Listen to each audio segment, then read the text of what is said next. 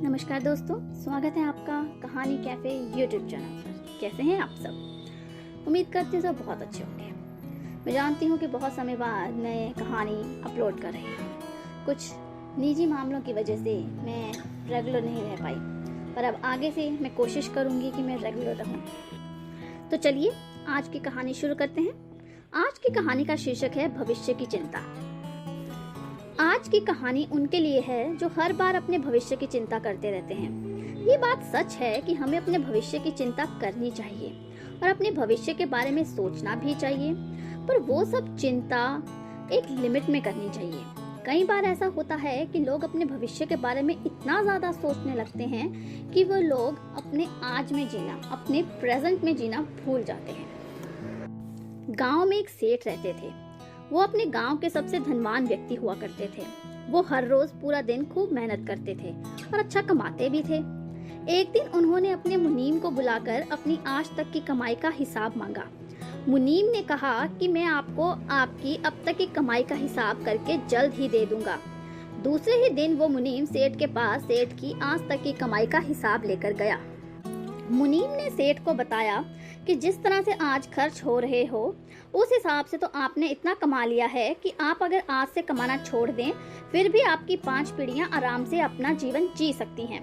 ऐसा सुनकर सेठ को बहुत ज्यादा खुशी होगी और उसी खुशी का ठिकाना नहीं रहा। अगर हमें भी ऐसा पता चलता है तो हम भी खुशी हो जाते हैं, तो फिर ये सेठ क्यों ना हो। अब सेठ अपनी सफलता से बहुत खुश थे, लेकिन अब उन्हें अपनी 6वीं पीढ़ी की भी साथ साथ में चिंता हो रही थी। सेठ सोच रहे थे कि मेरी 6वीं पीढ़ी कैसी होगी और अगर मेरी कमाई 5 पीढ़ी तक ही खत्म हो जाएगी तो फिर मेरी आने वाली 6 पीढ़ी का क्या होगा। सेठ सोचते ही सोचते अपने भविष्य के बारे में इतना सोच लेते हैं कि उनका स्वास्थ्य बिगड़ जाता है। सेठ का स्वास्थ्य अपने भविष्य की पीढ़ी की चिंता करने के कारण ही बिगड़ता है।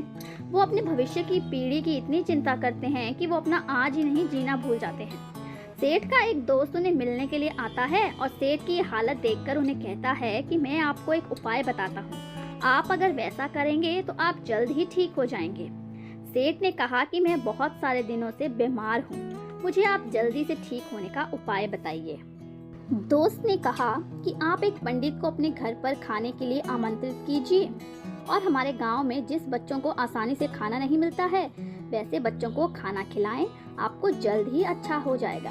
सेठ ने अपने दोस्त की बात मान ली और वो पास में जो पंडित रहते थे उनके घर पर गए और उन्हें कहा कि आप मेरे घर पर खाना खाने के लिए पधारिए।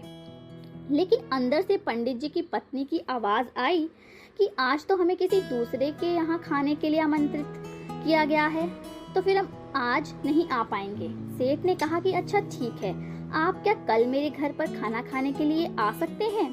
पंडित जी ने कहा कि मैं कल की चिंता नहीं करता हूँ, मैं अपना कल भगवान के हाथ में छोड़ देता हूँ। पंडित जी की बात सुनकर सेठ हैरान हो गए।